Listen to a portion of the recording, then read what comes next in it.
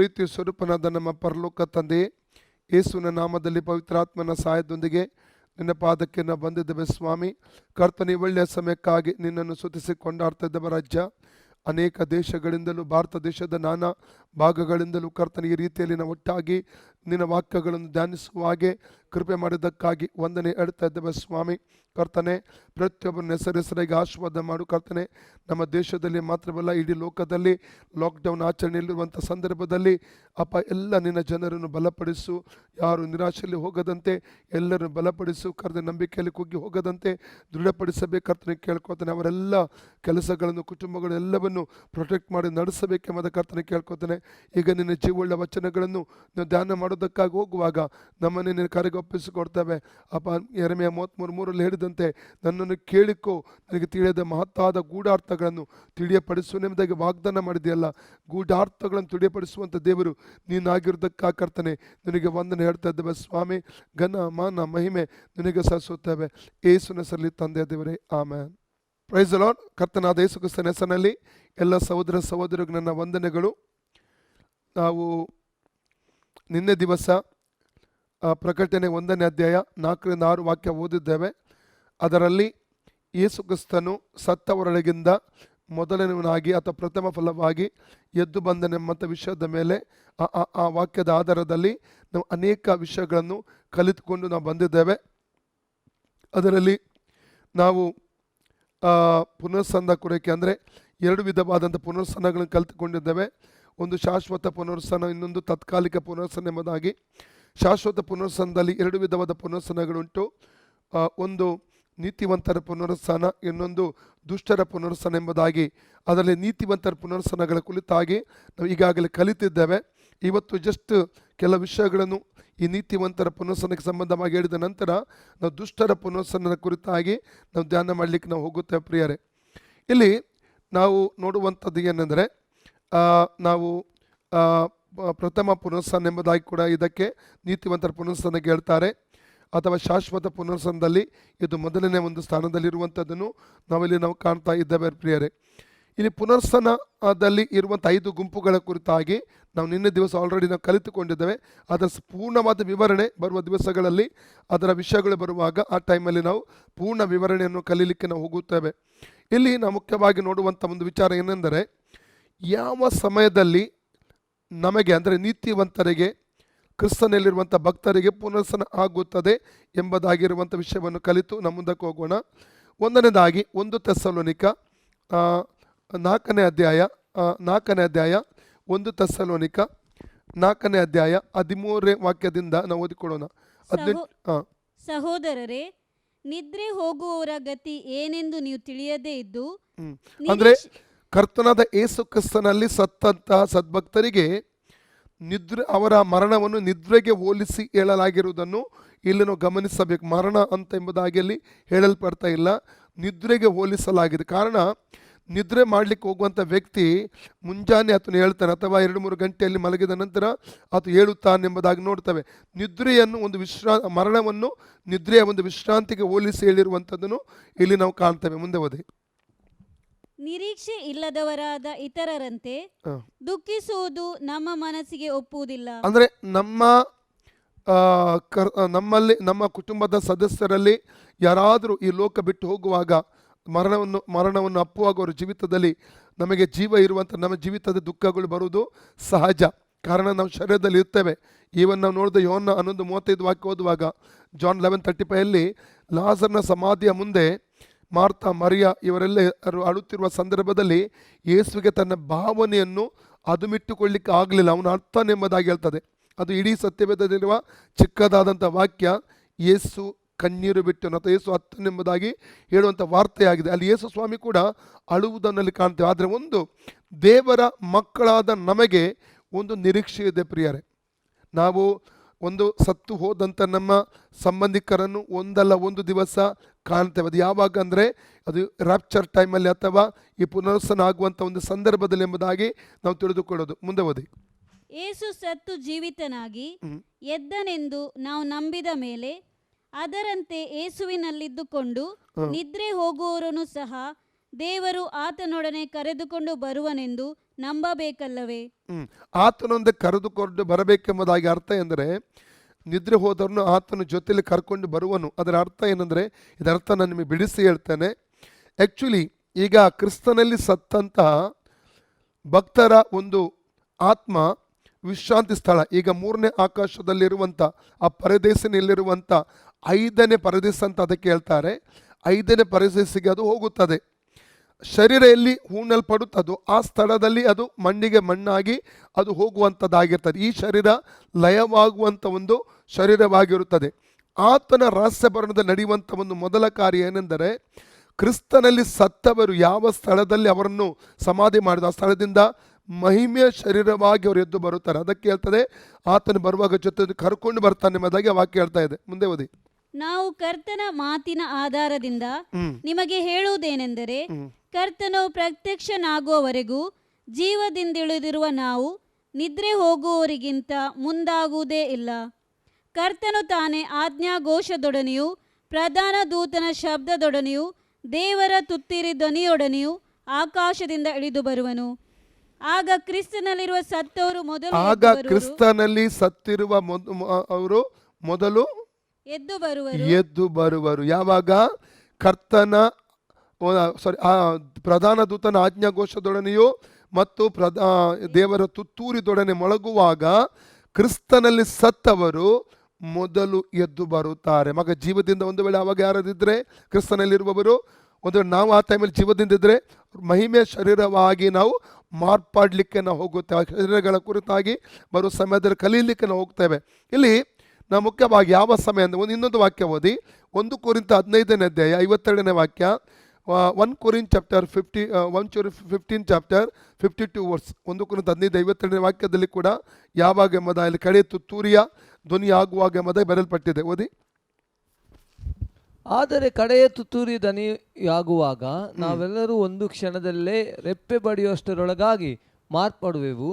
ತೂತೂರಿಯು ಊದಲಾಗಿ ಸತ್ತವರು ನಿರ್ಲಯರಾಗಿ ಎಬ್ಬಿಸಲ್ಪಡುವರು. ನಾವು ಮಾರ್ಪಡುವೆವು. Praise God. ನಾವು ಅಂದ್ರೆ ಜೀವದಿಂದ ಇರುವವರ ಕುರಿತಾಗಿ ಆತನು ಮಾತಾಡ್ತಾ ಇದ್ದಾನೆ. ಆತನಿಗೆ ಒಂದು ನಂಬಿಕೆ ಇತ್ತು ಪೌಲನಿಗೆ, ಏನೆಂದರೆ ತಾನು ಜೀವಂತ ಇರುವಾಗಲೇ ಯೇಸುವಿನ ಬರೋಣ ಬರಬಹುದು. ಇದು ನಮ್ಮೆಲ್ಲರ ನಂಬಿಕೆ. ಕಾರಣ ಯಾವಾಗ ಬೇಕಾದ ಯೇಸು ಬರಬಹುದು. 1000 ವರ್ಷದ ನಂತರ ಬರ್ತಾನೆ ಅಂತ ಹೇಳಿಕ್ಕೆ ಆಗಲ್ಲ. ಇವತ್ತು ರಾತ್ರಿ ಬರ್ಬೋದು. ಈಗ ನಾನು ಮಾತಾಡ್ತಿರುವಾಗಲೇ ಯೇಸುವಿನ ರಹಸ್ಯವನ್ನು ಇರ್ಬೋದು. ಯಾವಾಗ ಅಂತ ಹೇಳಿಕ್ಕೆ ಆಗಲ್ಲ. ಆ ನಂಬಿಕೆಯೊಂದಿಗೆ ನಾವು ಈ ಲೋಕದಲ್ಲಿ ಜೀವಿಸಬೇಕು. ಇವತ್ತು ರಾತ್ರಿ ಯೇಸು ಸ್ವಾಮಿಯ ಬರೋಣ ಬರ್ಬೋದು, ನಾಳೆ ಬೆಳಿಗ್ಗೆ ಬರ್ಬೋದು, ಯಾವಾಗ ಬೇಕಾದ್ರೆ ಬರ್ಬೋದು. ನಾನು ಸಿದ್ಧನಾಗಿ, ನನ್ನನ್ನು ಪರೀಕ್ಷಿಸಿಕೊಂಡವನಾಗಿ ಆತನ ಬರೋಣಕ್ಕೆ ನನ್ನನ್ನು ಸಿದ್ಧನಾಗಿರುವುದು ಅದು ಪ್ರತಿಯೊಬ್ಬರ ಒಂದು ಜವಾಬ್ದಾರಿ ಆಗಿದೆ ಪ್ರಿಯರೇ. ನಾವು ಸಿದ್ಧರಾಗಿರಬೇಕು. ನಾಳೆ ಬರಲಿ, ನಾಡ್ದು ಬರಲಿ, 1 ತಿಂಗಳ ನಂತರ ಬರಲಿ, 10 ವರ್ಷಗಳ ನಂತರ ಯಾವಾಗ ಬೇಕಾದ ಬರಲಿ, ಆ ನಮ್ಮ ನಂಬಿಕೆ ಇವತ್ತು ಬರ್ತಾನೆ, ಈಗ ಬರ್ತಾನೆ ಎಂಬ ಆ ನಿರೀಕ್ಷೆಯೊಂದಿಗೆ ನಾವು ಇರಬೇಕು. ಮತ್ತು ನಮ್ಮನ್ನೇ ನಾವು ಸಿದ್ಧಪಡಿಸಿಕೊಳ್ಳಬೇಕು ಆತನ ಬರೋಣಕ್ಕಾಗಿ, ಎತ್ತಲ್ಪಡುವುದಕ್ಕೋಸ್ಕರವಾಗಿ. ಅಲ್ಲಲ್ವಿಯ. ಹಾಗಾದರೆ ಇಲ್ಲಿ ನಾವು ನೋಡಿದೆವು ಯಾವಾಗ ಈ ಒಂದು ಪುನರ್ಸನ ಆಗುತ್ತದೆ ಎಂಬುದಾಗಿ. ಯಾವಾಗ ಅಂದರೆ ಕಡೆ ತುತ್ತೂರಿ ಆಗುವಾಗ. ಈ ಕಡೆ ತುತ್ತೂರಿ ಯಾವಾಗ ಊದಲ್ಪಡುತ್ತದೆ? ಯೇಸು ಕ್ರಿಸ್ತನ ರಹಸ್ಯ ಬರೋಣದಲ್ಲಿ ಮತ್ತು ಪ್ರಧಾನ ದೂತನ ಶಬ್ದ ಅದು ಮೊಳಗುವಾಗ ಏನಾಗುತ್ತದೆ ಅಂದರೆ, ಸತ್ತವರು ಮೊದಲು ಮಹಿಮೆ ಶರೀರದೊಂದಿಗೆ ಎದ್ದು ಬರುತ್ತಾರೆ. ನಂತರ ಕ್ರಿಸ್ತನಲ್ಲಿರುವಂಥ ಜೀವಂತವಾಗಿರುವವರು ಮಾರ್ಪಾಡ್ತಾರೆ ಮಹಿಮೆಯ ಶರೀರದೊಂದಿಗೆ, ಮತ್ತು ಆಗಲೇ ನಾವು ಎತ್ತಲ್ಪಡ್ತೇವೆ ಎಂಬುದಾಗಿ ಇಲ್ಲಿ ನಾವು ಕಾಣ್ತಾ ಇದ್ದೇವೆ ಪ್ರಿಯರೇ. ಈಗ ನಾವು ನೋಡುವ ಪುನರ್ಸನ ಹೊಂದಿದಂತಹ ದೇವರ ಮಕ್ಕಳ ಅಥವಾ ನೀತಿವಂತರ ಶರೀರದ ಪ್ರತ್ಯೇಕತೆ, ಆ ಶರೀರಗಳು ಯಾವ ರೀತಿ ಇರ್ತವೆ ಎಂಬುದಾಗಿ ನಾವು ಮೊದಲು ತಿಳಿದುಕೊಳ್ಳತಕ್ಕದ್ದು ಪ್ರಿಯರೇ. ಆ ಶರೀರದ ಪ್ರತ್ಯೇಕತೆಗಳೇನು, ವಿಶೇಷತೆಗಳೇನು, ಅದರ ಕುರಿತಾಗಿ ನಾವು ಧ್ಯಾನ ಮಾಡುವ. ಮೊದಲನೇದಾಗಿ ನಾವು ನೋಡುವುದಾದರೆ ನೋಡಿ, ಆದಾಮನ ಮತ್ತು ಹವ್ವಳನ್ನು ದೇವರು ಉಂಟು ಮಾಡಿದಾಗ ಅವರನ್ನು ಯೌವನಸ್ಥರನ್ನಾಗಿ ಉಂಟು ಮಾಡಿದ. ಅವರನ್ನು ಚಿಕ್ಕ ಮಕ್ಕಳನ್ನಾಗಿಯೋ ಮಗುವನ್ನಾಗಿಯೋ ಅಥವಾ ಮುದಿ ಪ್ರಾಯದವರನ್ನಾಗಿಯೋ ದೇವರು ಅವರನ್ನು ಉಂಟು ಮಾಡಲಿಲ್ಲ. ದೇವರು ಅವರನ್ನು ಉಂಟು ಮಾಡುವಾಗ ಯೌವನಸ್ಥರನ್ನಾಗಿ ಉಂಟು ಮಾಡಿದ. ಈವನ್ ಯೇಸು ಕ್ರಿಸ್ತನು ಕೂಡ ನಾವು ಆತನ ಕುರಿತಾಗಿ ಓದುವುದಾದರೆ 30ನೇ ವಯಸ್ಸಿನಲ್ಲಿ ಆತನು ಸೇವೆಗೆ ಬಂದದ್ದು. ಈ ಲೋಕದಲ್ಲಿ ಇದ್ದದ್ದು 33 ವರ್ಷಗಳು ಮಾತ್ರ. ಯೇಸು ಸ್ವಾಮಿ ಮಾನವನಾಗಿ ಲೋಕಕ್ಕೆ ಬಂದಾಗ ಇದ್ದಂಥ ಸಮಯ. ಲೂಕ 3:23ನೇ ವಾಕ್ಯದಲ್ಲಿ 30ನೇ ವಯಸ್ಸಿನಲ್ಲಿ ಆತನ ಒಂದು ಸುವಾರ್ಥ ಸೇವೆಯನ್ನು ಆತನು ಆರಂಭಿಸಿದನು ಎಂಬುದಾಗಿ ಆ ವಾಕ್ಯ ಭಾಗದಲ್ಲಿ ನಾವು ಕಾಣಲಿಕ್ಕೆ ನಮಗೆ ಸಾಧ್ಯವಾಗ್ತದೆ ಪ್ರಿಯರೇ. ಹಾಗಾದರೆ ಇಲ್ಲಿ ನಾವು ತಿಳ್ಕೊಳ್ಳುವಂಥದ್ದು, ಪುನರ್ಸ್ಥಾನ ನಾವು ಹೊಂದಿದ ತಕ್ಷಣ ನಾವೊಂದು ಯೇಸುವಿನ ಹಾಗೆ 30 ವಯಸ್ಸನ್ನು ಅಂದರೆ ಒಂದು ಯೌವನಸ್ಥರ ಹಾಗೆ, ಒಂದು ವೇಳೆ ನಾವು ಪ್ರಾಯ 80 ವರ್ಷದಲ್ಲಿ ಲೋಕದಲ್ಲಿ ಶರೀರದಲ್ಲಿ ಸತ್ತು ಹೋಗ್ಬೋದು, 100 ವರ್ಷದಲ್ಲಿ ಸತ್ತು ಹೋಗ್ಬೋದು, ಅಥವಾ 120 ವರ್ಷದಲ್ಲಿ ಸತ್ತು ಹೋಗಬಹುದು. ಆದರೆ ಪುನರ್ಸ್ಥಾನ ಹೊಂದುವಾಗ ಒಂದು ಯೌವನಸ್ಥರಾಗಿ, ಒಂದು ಯೌವನ ಶರೀರಗಳಾಗಿರ್ತೇವೆ. ನಾವು ಯೌವನಸ್ಥರ ಹಾಗೆ ನಮ್ಮ ಒಂದು ಅಷ್ಕಲ್ ಇರ್ತದೆ. ಆ ರೀತಿಯಲ್ಲಿ ಒಂದು ನಾವು ಕಾಣಲ್ಪಡ್ತೇವೆ ಪ್ರಿಯರೇ. ಎರಡನೇದಾಗಿ ಈ ಒಂದು ಶರೀರದ ಪ್ರತ್ಯೇಕತೆ ಏನೆಂದರೆ ದೇವದೂತರ ಹಾಗೆ ಕಾಣಲ್ಪಡುತ್ತವೆ. ಮತ್ತಾಯನ ಸುವಾರ್ತೆ 22ನೇ ಅಧ್ಯಾಯದ 30ನೇ ವಾಕ್ಯ ಓದುವ. ಮ್ಯಾಥ್ಯೂ ಚಾಪ್ಟರ್ 22 ವರ್ಸಸ್ 30 ಮತ್ತು 22-30. ಪುನರುತ್ಥಾನವಾದ ಮೇಲೆ ಮದುವೆ ಮಾಡಿಕೊಳ್ಳುವುದು ಇಲ್ಲ, ಪುನರುತ್ಥಾನ ಆದ ಮೇಲೆ ಮದುವೆ ಮಾಡಿಕೊಳ್ಳುವುದಿಲ್ಲ, ಮಾಡಿಕೊಡುವುದೂ ಇಲ್ಲ, ಪರಲೋಕದಲ್ಲಿರುವ ದೇವದೂತರಂತೆ ಇರುತ್ತಾರೆ. ನಾವು ಹೇಗಿರ್ತೇವೆ ಅಂದರೆ ದೇವದೂತರ ಹಾಗೆ ನಾವು ಇರ್ತೇವೆ. ಆವಾಗ ಗಂಡು ಹೆಣ್ಣು, ಆತ್ಮಕ್ಕೆ ಗಂಡು ಹೆಣ್ಣು ಎಂಬುದಾಗಿಲ್ಲ. ಶರೀರದಲ್ಲಿ ಮಾತ್ರ ಗಂಡು ಹೆಣ್ಣು ಇರುವಂಥದ್ದು, ಆತ್ಮದಲ್ಲಿ ಗಂಡು ಹೆಣ್ಣು ಎಂಬಂಥದ್ದು ಇರುವುದಿಲ್ಲ. ನಾವು ದೇವದೂತರ ಹಾಗೆ ನಾವು ಇರ್ತೇವೆ ಎಂಬುದಾಗಿ ಆ ವಾಕ್ಯ ಭಾಗದಲ್ಲಿ ನಾವು ಕಾಣ್ತೇವೆ ಪ್ರಿಯರೇ. ಮತ್ತು ಮೂರನೇದಾಗಿ ಇದರ ಪ್ರತ್ಯೇಕತೆ ನಾವು ನೋಡ್ತೇವೆ, ಈ ಶರೀರಕ್ಕೆ ಒಂದು ವಿಮೋಚನೆ ಆಗಲಿಕ್ಕೆ ಹೋಗ್ತದೆ. ಈ ರಕ್ತ ಮಾಂಸದ ಎಲುಬಿಂದ ಕೂಡಿದಂಥ ಈ ಶರೀರಕ್ಕೆ ಒಂದು ಏನಾಗ್ತದಂತೆ ವಿಮೋಚನೆ ಆಗುತ್ತದೆ ಎಂಬುದಾಗಿ ನಾವು ನೋಡಲಿಕ್ಕೆ ನಮಗೆ ಸಾಧ್ಯ. ರೋಮಪುರದ ಪತ್ರಿಕೆ 8ನೇ ಅಧ್ಯಾಯ 18ರಿಂದ 25ನೇ ವಾಕ್ಯ ಒಂದೊಂದಾಗಿ ಓದ್ತಾ ಹೋಗುವ ನಾವು. ನಮಗೋಸ್ಕರ ಮುಂದಿನ ಕಾಲದಲ್ಲಿ ಪ್ರತ್ಯಕ್ಷವಾಗುವ ಮಹಿಮೆಯ ಪದವಿಯನ್ನು ಆಲೋಚಿಸಿ, ನಮಗೋಸ್ಕರ ಮುಂದಿನ ಕಾಲದಲ್ಲಿ ಪ್ರತ್ಯಕ್ಷವಾಗುವ ಮಹಿಮೆಯ ಪದವಿಯನ್ನು ಆಲೋಚಿಸಿ, ಈಗಿನ ಕಾಲದ ಕಷ್ಟಗಳು ಅದು ಯಾವುದರ ಕುರಿತಾಗಿ ಹೇಳ್ತಲ್ಪಡ್ತಾ ಇದೆ ಎಂಬುದಾಗಿ ಹೇಳ್ಬೇಕಾದ್ರೆ ಪುನರ್ಸ್ಥಾನ ಶರೀರದೊಂದಿಗೆ ಎದ್ದೇಳುವಾಗ ಆ ಮಹಿಮೆಯೊಂದಿಗೆ ನಾವು ಕಾಣಲ್ಪಡ್ತೇವೆ. ಮುಂದೆ ಓದಿ.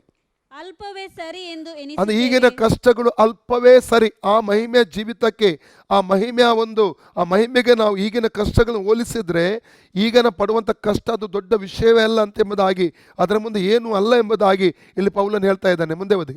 ದೇವಪುತ್ರರ ಮಹಿಮೆಯು ಯಾವಾಗ ಪ್ರತ್ಯಕ್ಷವಾದೀತೆಂದು, ದೇವಪುತ್ರರ ಮಹಿಮೆ ಅಂದ್ರೆ ಮಹಿಮೆಯ ಶರೀರದೊಂದಿಗೆ ಯಾವಾಗ ದೇವರ ಮಕ್ಕಳು ಕಾಣಲ್ಪಡುತ್ತಾರೆ ಎಂಬುದಾಗಿ ಈ ಸೃಷ್ಟಿಯು, ಮುಂದೆ ಓದಿ. ಜಗತ್ತು ಈ ಸೃಷ್ಟಿ ಬಹು ಲವಲವಿಕೆಯಿಂದ ಎದುರು ನೋಡುತ್ತಿರುವುದು. ಈ ಭೂಮಿಗೆ ಒಂದು ಎದುರು ನೋಡುವಿಕೆ ನಿರೀಕ್ಷೆ ಇದೆ. ಏನು ಅದು? ದೇವಪುತ್ರರ ಅಂದ್ರೆ ನಮ್ಮ ಒಂದು ಮಹಿಮೆಯನ್ನು ಅದು ಕಾಣುವುದಕ್ಕೆ ಅದು ಯಾವ ತವಕದಿಂದ ಕಾಯ್ತಾ ಇದೆ ಅಂತ ನಮ್ಮ ಮಹಿಮೆಯನ್ನು. ಮುಂದೆ ಓದಿ. ಜಗತ್ತು ವ್ಯರ್ಥತ್ವಕ್ಕೆ ಒಳಗಾಯಿತು ಆದಾಮನ ಪಾಪದಿಂದಾಗಿ. ಹೀಗೆ ಒಳಗಾದದ್ದು ಸ್ವೇಚ್ಛೆಯಿಂದಲ್ಲ, ಅದನ್ನು ಒಳಪಡಿಸಿದವನ ಸಂಕಲ್ಪದಿಂದಲೇ. ಆದರೂ ಅದಕ್ಕೊಂದು ನಿರೀಕ್ಷೆ ಉಂಟು, ಏನೆಂದರೆ ಆ ಜಗತ್ತು ಕೂಡ ನಾಶನದ ವಶದಿಂದ ಬಿಡುಗಡೆಯಾಗಿ ದೇವರ ಮಕ್ಕಳ ಮಹಿಮೆಯುಳ್ಳ ವಿಮೋಚನೆಯಲ್ಲಿ ಪಾಲು ಹೊಂದುವುದೇ. ಮುಂದೆ ಓದಿ. ಜಗತ್ತೆಲ್ಲ ಇಂದಿನವರೆಗೂ ನರಳುತ್ತಾ ಪ್ರಸವ ವೇದನೆ ಪಡುತ್ತಾ ಇರುತ್ತದೆಂದು ನಾವು ಬಲ್ಲೆವು. ಇದು ಮಾತ್ರವಲ್ಲದೆ ಪ್ರಥಮ ಫಲವಾಗಿರುವ ಪವಿತ್ರಾತ್ಮ ವರವನ್ನು ಹೊಂದಿದ ನಾವಾದರೂ ದೇವಪುತ್ರರ ಪದವಿಯನ್ನು ಅಂದರೆ ದೇಹಕ್ಕೆ ಬರಬೇಕಾದ ವಿಮೋಚನೆ, ನಮ್ಮ ಶರೀರಕ್ಕೆ ಒಂದು ವಿಮೋಚನೆ ಬರಬೇಕು. ಈ ರಕ್ತ ಮಾಂಸಿಕವಾದ ಶರೀರಕ್ಕೆ ಒಂದು ವಿಮೋಚನೆ ಬರಬೇಕು. ಇದನ್ನು ವಿಮೋಚಿಸಲ್ಪಡುವಾಗ ಆ ಮಹಿಮೆ ಶರೀರವನ್ನು ನಾವು ನಮ್ಮ ಆತ್ಮದಲ್ಲಿ ಧರಿಸಲಿಕ್ಕೆ ಹೋಗುತ್ತೇವೆ. ಈ ದೇಹಕ್ಕೆ ಬರಬೇಕಾದ ವಿಮೋಚನೆ ನಾವು ಎದುರು ನೋಡ್ಲಿಕ್ಕಿದ್ದೇವೆ. ಮುಂದೆ ಓದಿ. ವಿಮೋಚನೆಯನ್ನು ಎದುರು ನೋಡುತ್ತಾ ನಮ್ಮೊಳಗೆ ನಾವು ನರಳುತ್ತೇವೆ. ನಾವು ರಕ್ಷಣೆಯನ್ನು ಹೊಂದಿದವರಾದರೂ ಇನ್ನು ಎದುರು ನೋಡುವವರಾಗಿದ್ದೇವೆ. ಎದುರು ನೋಡುವ ಪದವಿ ಪ್ರತ್ಯಕ್ಷವಾಗಿದ್ದರೆ ಎದುರು ನೋಡುವುದೇಕೆ? ಹಾಗಾದ್ರೆ ಇಲ್ಲಿ ನಾವು ನೋಡುತ್ತಿರುವಂಥದ್ದು ಪ್ರಿಯರೇ, ನಾವು ಈ ಒಂದು ರಕ್ತ ಮಾಂಸದಿಂದ ತುಂಬಿದಂಥ ಶರೀರಕ್ಕೆ ಒಂದು ವಿಮೋಚನೆಯಾಗಿ ಮಹಿಮೆಯ ಶರೀರವನ್ನು ನಾವು ನಮ್ಮ ಆತ್ಮದಲ್ಲಿ ಧರಿಸಲಿಕ್ಕೆ ನಾವು ಹೋಗುತ್ತೇವೆ. Praise God. ಮಹಿಮೆಯ ಶರೀರದೊಂದಿಗೆ ನಾವು ಕಾಣಲ್ಪಡುತ್ತೇವೆ ಎಂಬುದಾಗಿ ಈ ಒಂದು ವಾಕ್ಯದ ಮೂಲಕವಾಗಿ ನಾವು ಅರ್ಥ ಮಾಡಿಕೊಳ್ಳುತ್ತೇವೆ. ಓಕೆ, ಮೂರನೇ ಪ್ರತ್ಯೇಕತೆಯ ಕುರಿತಾಗಿ ನಾವು ನೋಡುವ. ಯೋಬನ ಪುಸ್ತಕ 19 ಅಧ್ಯಾಯ 25ರಿಂದ 27ನೇ ವಾಕ್ಯ. ಬುಕ್ ಆಫ್ ಜಾಬ್ ಚಾಪ್ಟರ್ 19:25-27 ನಾವು ನೋಡ್ತೇವೆ. ಅಂದ್ರೆ ಅಲ್ಲಿ ಆತನು ಹೇಳ್ತಾ ಇದ್ದಾನೆ, ನಾನೇ ನಾನಾಗಿ ಓಕೆ ಓದಿ. ನಾನಂತೂ ನನ್ನ ವಿಮೋಚಕನು ಜೀವ ಸ್ವರೂಪನೆಂದು ಬಲ್ಲೆನು. ಆತನು ಕಡೆಗೆ ಧೂಳಿನ ಮೇಲೆ ಸಾಕ್ಷಿಯಾಗಿ ನಿಂತುಕೊಳ್ಳುವನು. ನನ್ನ ಚರ್ಮವು ಹೀಗೆ ಬಿರಿದು ಹಾಳಾದ ಬಳಿಕ ನಿರ್ದೇಹನಾಗಿ ದೇವರನ್ನು ನೋಡುವೆನು.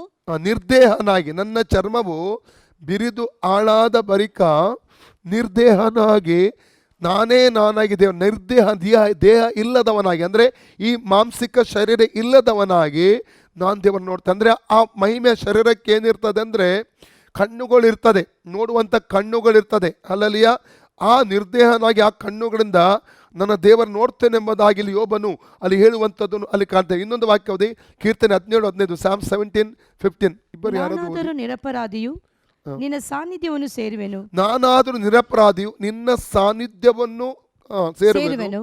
ಎಚ್ಚೆತ್ತಾಗ ನಿನ್ನ ಸ್ವರೂಪ ದರ್ಶನದಿಂದ. ನಾನಾದರೂ ನಿರಪರಾಧಿ ನಿನ್ನ ಸಾನ್ನಿಧ್ಯ ಸೇರ್ತೇನೆ. ಎಲ್ಲಿ ಸೇರುವುದು?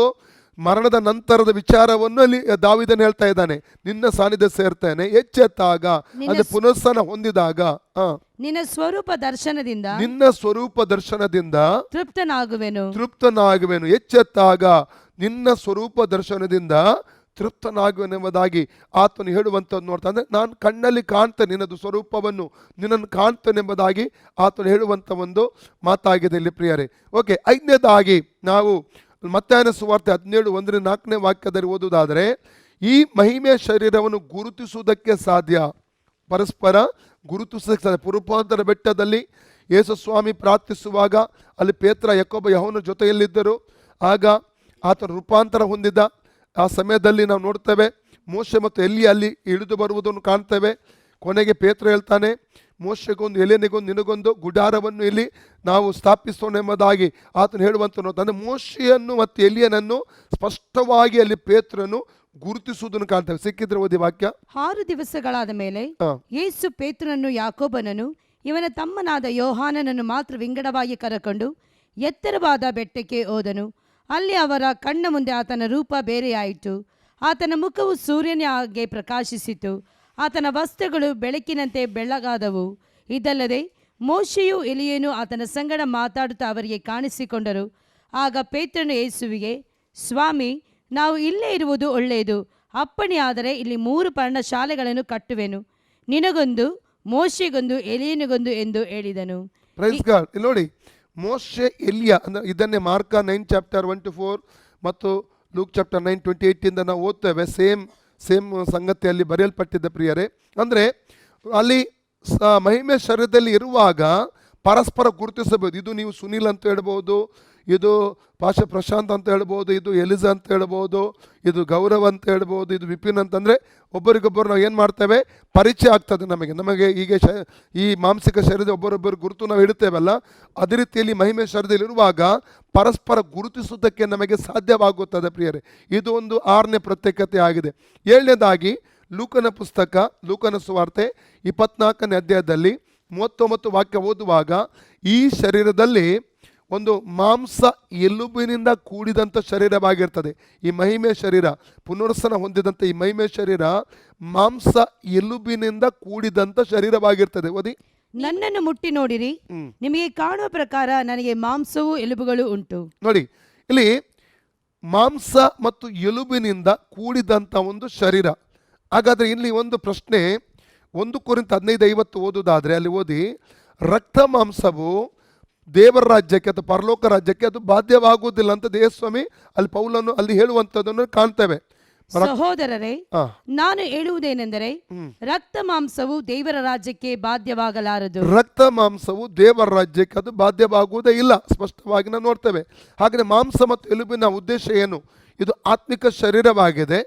ಆತ್ಮಿಕ ಶರೀರ ಈ ಲೌಕಿಕವಾದ ರೀತಿಯಲ್ಲಿ ಇರುವಂಥ ಮಾಂಸ, ಅದು ಎಲುಬು ಮತ್ತು ಮಾಂಸವಲ್ಲ ಇದು. ಸೆಕೆಂಡ್, ಈಗ ನಾವು ಈ ಲೋಕದಲ್ಲಿ ಜೀವಿಸಬೇಕಾದ್ರೆ ರಕ್ತ ಅವಶ್ಯಕ. ನಮ್ಮ ಜೀವ ಇರುವುದು ಎಲ್ಲಿ ಗೊತ್ತುಂಟ? ರಕ್ತದಲ್ಲಿ. ಒಂದು ವಾಕ್ಯ ಓದಿ, ಯಾಜಕ ಕಾಂಡ 17:11, ಲೆವಿಟಿಕಸ್ 17:11 ವಾಕ್ಯ ಓದಿಕೊಳ್ಳೋಣ. ಯಾಕೆಂದರೆ ಪ್ರತಿ ದೇಹಿಗೂ ರಕ್ತವೇ ಪ್ರಾಣಾಧಾರ. ಪ್ರತಿ ದೇಹಿಗೂ ರಕ್ತವೇ ಪ್ರಾಣಾಧಾರ. ಅಂತ ರಕ್ತವನ್ನು ನೀವು ಯಜ್ಞವೇದಿಗೆ ಎರಚಿ ನಿಮಗೋಸ್ಕರ ದೋಷ ಪರಿಹಾರ ಮಾಡಿಕೊಳ್ಳಬೇಕೆಂದು ನಿಮಗೆ ಅನುಗ್ರಹ ಮಾಡಿದ್ದೇನೆ. ರಕ್ತವು ಪ್ರಾಣಾಧಾರವಾಗಿರುವ ಕಾರಣ ಹಾ, ಅದರಿಂದ ದೋಷ ಪರಿಹಾರವಾಗುತ್ತದೆ. ರಕ್ತವು ಪ್ರಾಣಾಧಾರ. ಒಬ್ಬ ವ್ಯಕ್ತಿಯ ಶರೀರದಿಂದ ರಕ್ತವು ಹೆಚ್ಚು ಹೋಗುವುದಾದರೆ ಆ ವ್ಯಕ್ತಿ ಬೇಗನೆ ಸತ್ತು ಹೋಗುತ್ತಾನೆ. ಕಾರಣ ಜೀವ ಇರುವುದು ರಕ್ತದಲ್ಲಿ. ಯೇಸು ಸ್ವಾಮಿ ತನ್ನ ರಕ್ತವನ್ನು ನಮಗೆ ಸುರಿಸಿದ ನಮಗೋಸ್ಕರ, ಅಂದರೆ ತನ್ನ ಜೀವವನ್ನೇ ಇಡೀ ಮಾನವ ಕೋಲಕ್ಕಾಗಿ ಆತನು ಸುರಿಸಿರುವುದನ್ನು ಅಲ್ಲಿ ನಾವು ಕಾಣಲಿಕ್ಕೆ ನಮಗೆ ಸಾಧ್ಯವಾಗ್ತದೆ. ಹಾಗಾದರೆ ರಕ್ತ ಇಲ್ಲದ ಮಾಂಸ ಮತ್ತು ಎಲುಬುಗಳಿಂದ ಕೂಡಿದಂಥ ಮಹಿಮೆ ಶರೀರವನ್ನು ಇಲ್ಲಿ ನಾವು ಕಾಣಲಿಕ್ಕೆ ನಮಗೆ ಸಾಧ್ಯ. ಹಾಗಾದರೆ ಅದು ಜೀವ ಹೇಗೆ ಇರುವುದಕ್ಕೆ ಸಾಧ್ಯ? ಕಾರಣ ನೋಡಿ, ಯೇಸು ಸ್ವಾಮಿಯೇ ಆ ಶರೀರಕ್ಕೆ ಜೀವವಾಗಿರುತ್ತಾರೆ. ಯೇಸು ಸ್ವಾಮಿಯೇ ಆ ಮಹಿಮೆ ಶರೀರಕ್ಕೆ ಜೀವವಾಗಿರುತ್ತಾರೆ. ನಾವು ಜಾನ್ ಚಾಪ್ಟರ್ 1:4-5 ಓದುವುದಾದರೆ, ಆತನಲ್ಲಿ ಜೀವವಿತ್ತು, ಆ ಜೀವವು ಮನುಷ್ಯರಿಗೆ ಬೆಳಕಾಗಿತ್ತು, ಅದನ್ನು ಕತ್ತಲಿ ಮುಸುಕಲಿಲ್ಲ ಅಂತ ವಾಕ್ಯ ಹೇಳ್ತದೆ. ಸಿಕ್ಕಿದ್ರೆ ಓದಬಹುದು. ಆತನಲ್ಲಿ ಜೀವವಿತ್ತು, ಆ ಜೀವವು ಮನುಷ್ಯರಿಗೆ ಬೆಳಕಾಗಿತ್ತು, ಆ ಬೆಳಕು ಕತ್ತಲಲ್ಲಿ ಪ್ರಕಾಶಿಸುತ್ತದೆ, ಕತ್ತಲು ಅದನ್ನು ಮುಸುಕಲಿಲ್ಲ. ಹೌದು, ಆತನಲ್ಲಿ ಜೀವ ಇತ್ತು ಎಂಬುದು ಹೇಳುವುದಕ್ಕಿಂತ ಆತನೇ ಜೀವ ಎಂದು ಹೇಳಲಿಕ್ಕೆ ನಾನು ಬಯಸ್ತೇನೆ. ಯೇಸುವೇ ಜೀವ. ಇಲ್ಲಿ ನಾವು ಒಂದು ವಾಕ್ಯ ಓದುವ, ಜಾನ್ 11:25, ಯೋಹನ್ನ 11:25 ವಾಕ್ಯ ಓದಿಕೊಳ್ಳೋಣ.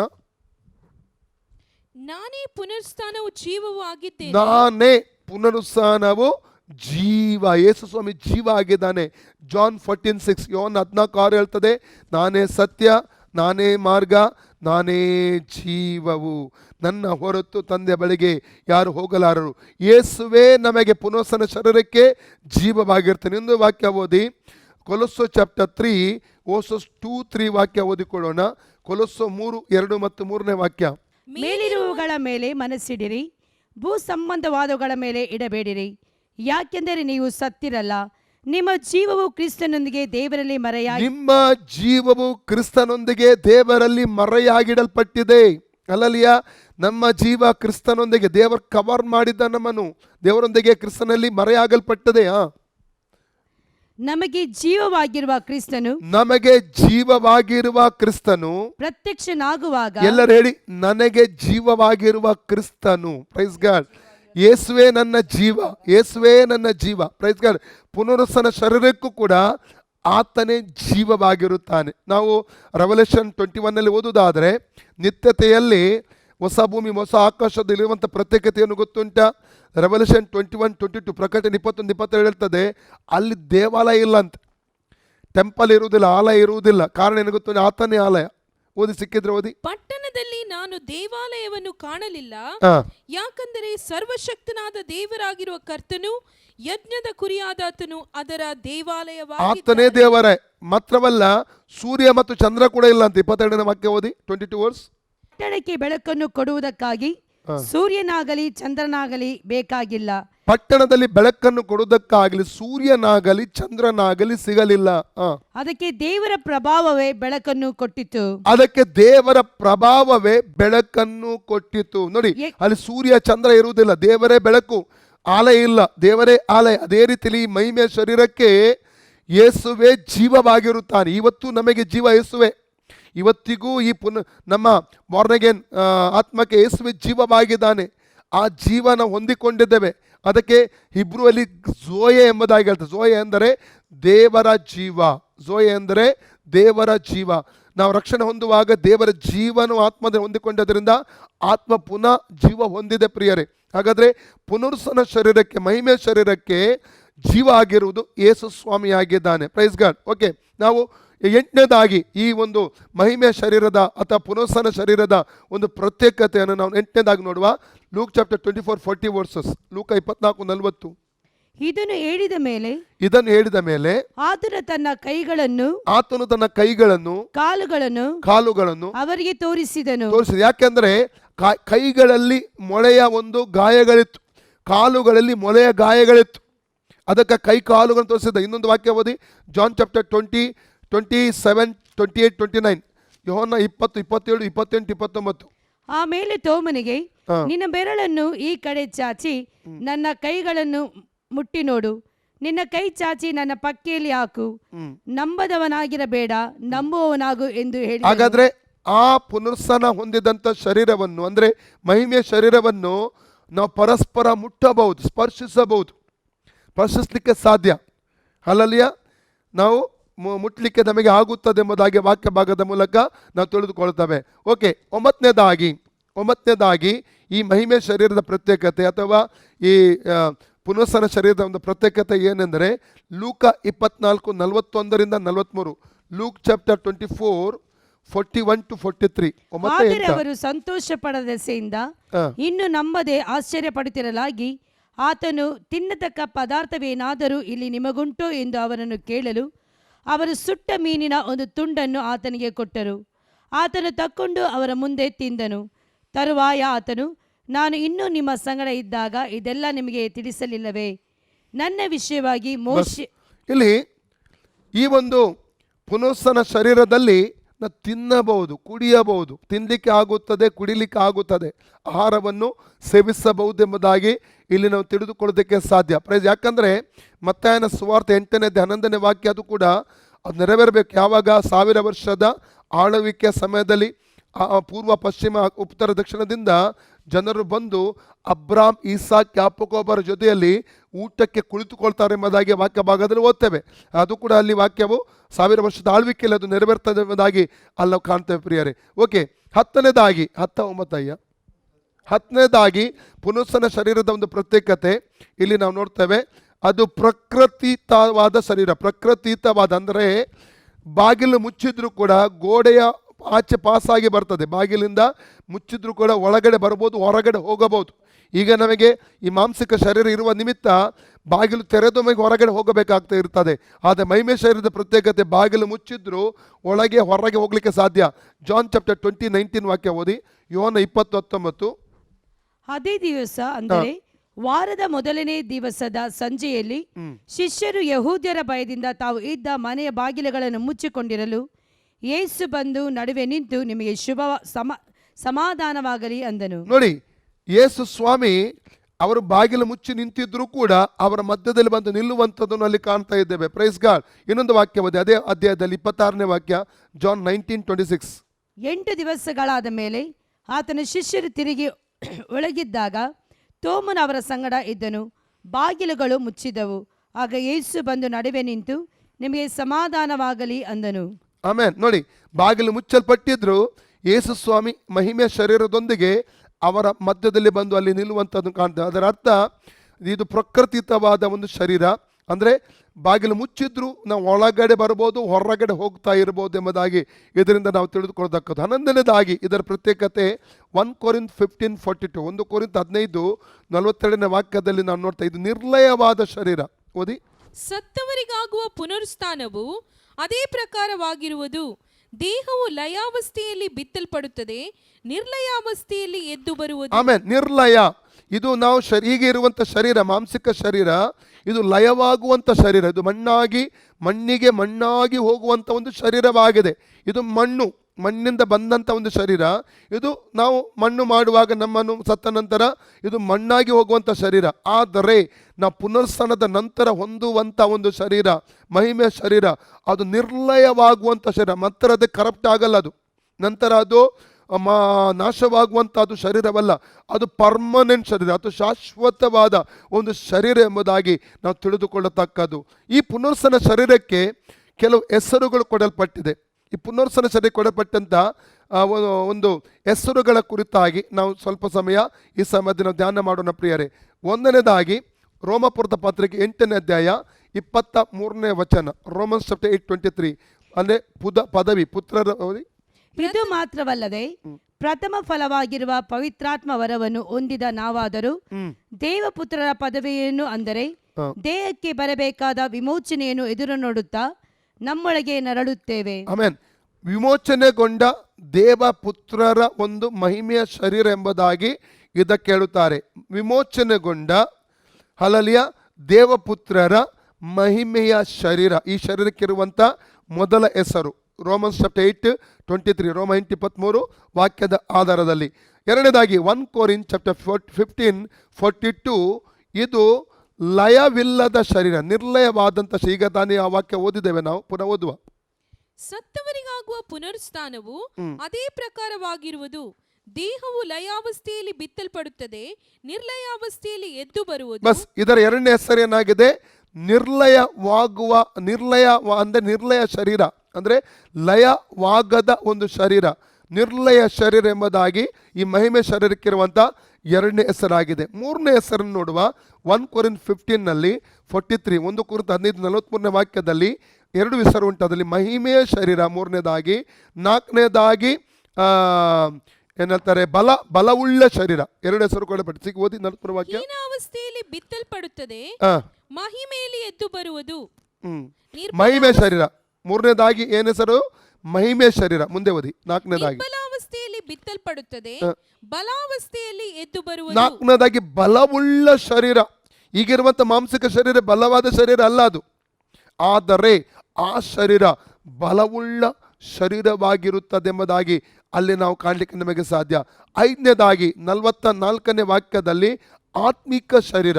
44ನೇ ವಾಕ್ಯ ಓದಿ, ಸೇಮ್ ಚಾಪ್ಟರ್ 1 Corinthians 15:44. ಪ್ರಾಕೃತ ದೇಹವಾಗಿ ಬಿತ್ತಲ್ಪಡುತ್ತದೆ, ಆತ್ಮಿಕ ದೇಹವಾಗಿ ಎದ್ದು ಓಕೆ. ಬರುವುದು. 5ನೇದಾಗಿ ಪುನರುತ್ಥಾನ ಶರೀರಕ್ಕಿರುವಂತ ಹೆಸರು ಆತ್ಮಿಕ ದೇಹ ಅಥವಾ ಆತ್ಮಿಕ ಶರೀರ ಎಂಬುದಾಗಿ ಇದನ್ನು ಕರೆಯುತ್ತಾರೆ. 6ನೇದಾಗಿ 1 Corinthians 15:49 ಪ್ರಕಾರವಾಗಿ, 1 Corinthians 15:49 ಪ್ರಕಾರವಾಗಿ ಪರಲೋಕದಿಂದ ಬಂದಾತನ ಸಾರೂಪ್ಯವುಳ್ಳ ಶರೀರ. ಯಾರು ಪರಲೋಕದಿಂದ ಬಂದಾತನು? ಅದು ಬೇರೆ ಯಾರು ಅಲ್ಲ, ಕರ್ತನಾದ ಯೇಸು ಕ್ರಿಸ್ತನಾಗಿದ್ದಾನೆ.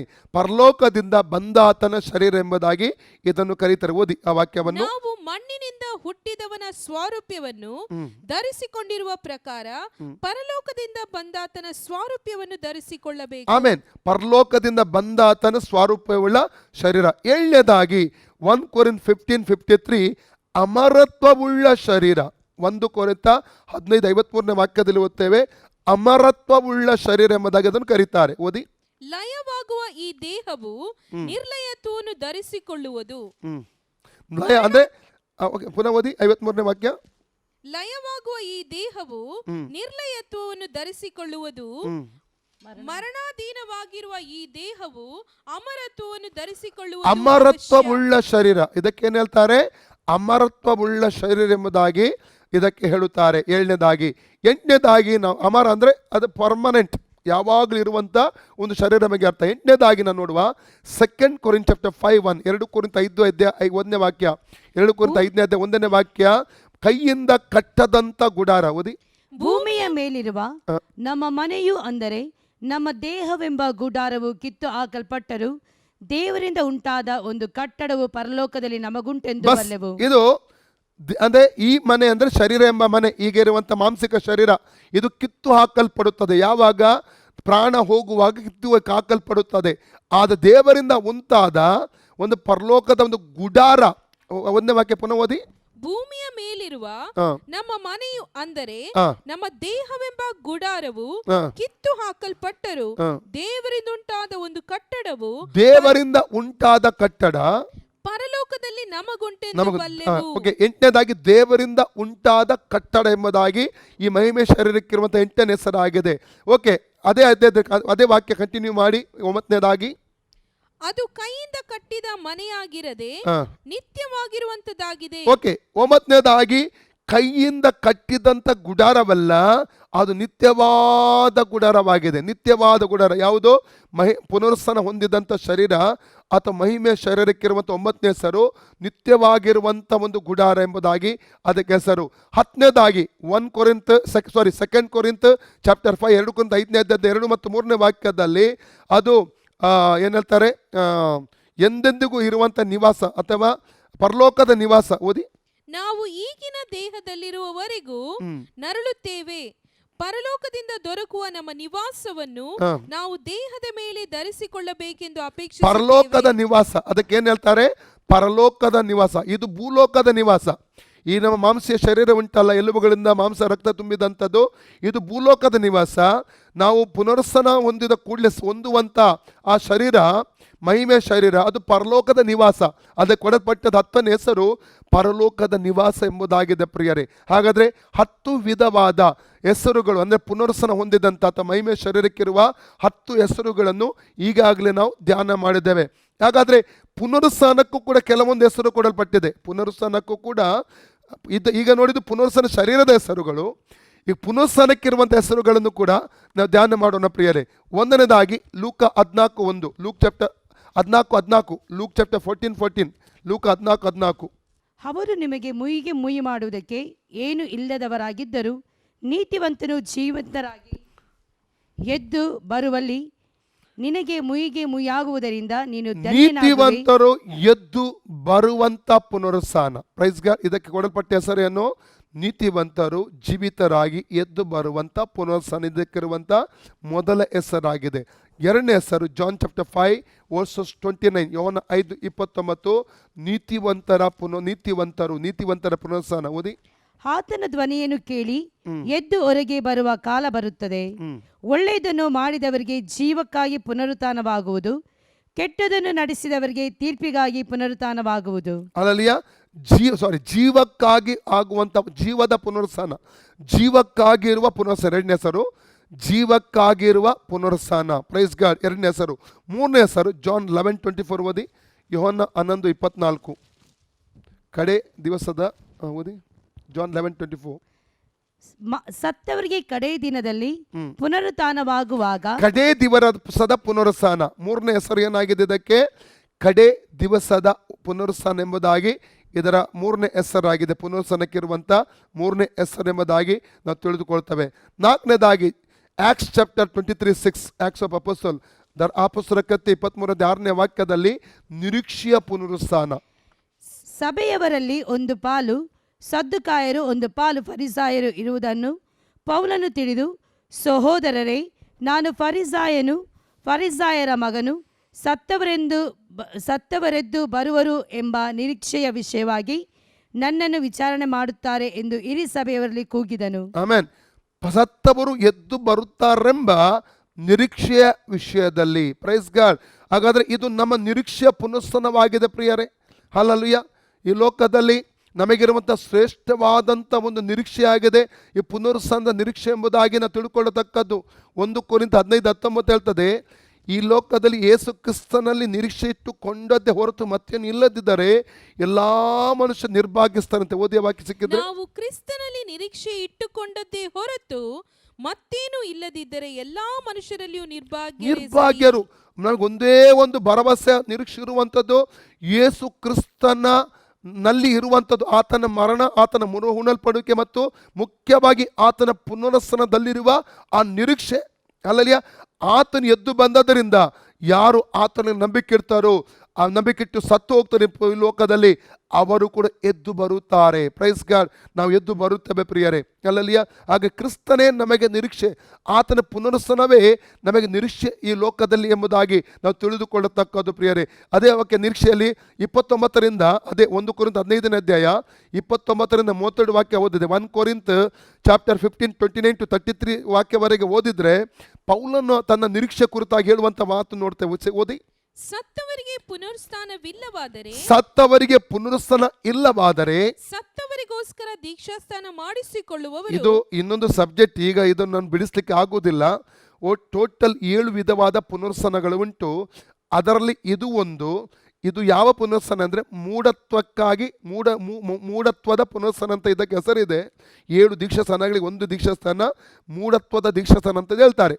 ಆದರೆ ಆ ದಿನಮಾನಗಳಲ್ಲಿ, ಪೌಲನ ದಿನಮಾನಗಳಲ್ಲಿ ಅಥವಾ ಆದಿಸಭೆ ದಿನಮಾನಗಳಲ್ಲಿ ಕೊರಿಂಥದಲ್ಲಿ ಏನು ಮಾಡ್ತಾ ಇದ್ದರಂದರೆ, ಒಂದು ಮೂಢನಂಬಿಕೆ ಇತ್ತು. ತಮ್ಮ ಬಂಧು ಬಳಗದವರು, ತಮ್ಮ ನೆಂಟರು ಯಾರಾದರೂ ಸತ್ತು ಹೋದರೆ ಅವರಿಗಾಗಿ ಜೀವದಿಂದಿರುವಂಥ ಯಾರಾದರೂ ಅವರ ಸಂಬಂಧಿಕರು ದೀಕ್ಷಾಸ್ನಾನ ತಗೊಂಡು ನೀರಲ್ಲಿ ಮುಳುಗಿ ಅವರಿಗೆ ರಕ್ಷಣೆ ಆಗುತ್ತದೆ, ಅವರು ಪರಲೋಕಕ್ಕೆ ಸೇರಿಸಲ್ಪಡ್ತಾರೆಂಬ ನಂಬಿಕೆ, ಅವರ ಮೂಢನಂಬಿಕೆ ಅವರಲ್ಲಿತ್ತು. ಅದಕ್ಕೆ ಪೌಲನು ಅವರು ಮಾಡುವಂಥದ್ದು ಸರಿ ಎಂಬುದಾಗಿ ಹೇಳ್ತಾ ಇಲ್ಲ.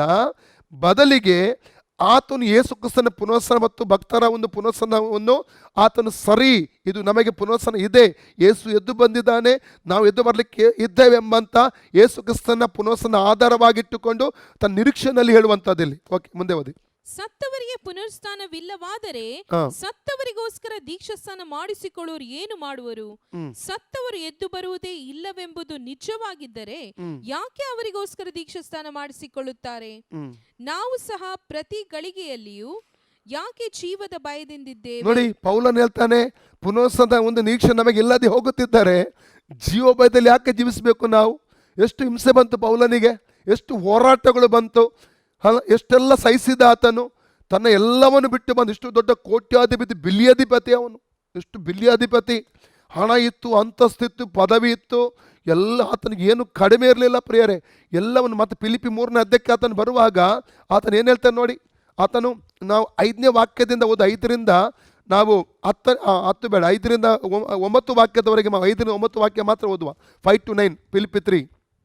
ಹುಟ್ಟಿದ 8ನೇ ದಿನದಲ್ಲಿ ನನಗೆ ಸುನ್ನತಿಯಾಯಿತು. ನಾನು ಇಸ್ರೇಲ್ ವಂಶದವನು, ಬೆನ್ಯಾಮೀನನ ಕುಲದವನು, ಇಬ್ರಿಯರಿಂದ ಹುಟ್ಟಿದ ಹಿಬ್ರಿಯನು. ನೇಮನಿಷ್ಠೆಗಳನ್ನು ನೋಡಿದರೆ ನಾನು ಪರಿಸಾಯನು, ಮತಾಸಕ್ತಿಯನ್ನು ನೋಡಿದರೆ ನಾನು ಕ್ರೈಸ್ತ ಸಭೆಯ ಹಿಂಸಕನು. ಧರ್ಮಶಾಸ್ತ್ರದಲ್ಲಿ ಹೇಳಿರುವ ನೀತಿಯನ್ನು ನೋಡಿದರೆ ನಾನು ನಿರ್ದೋಷಿ.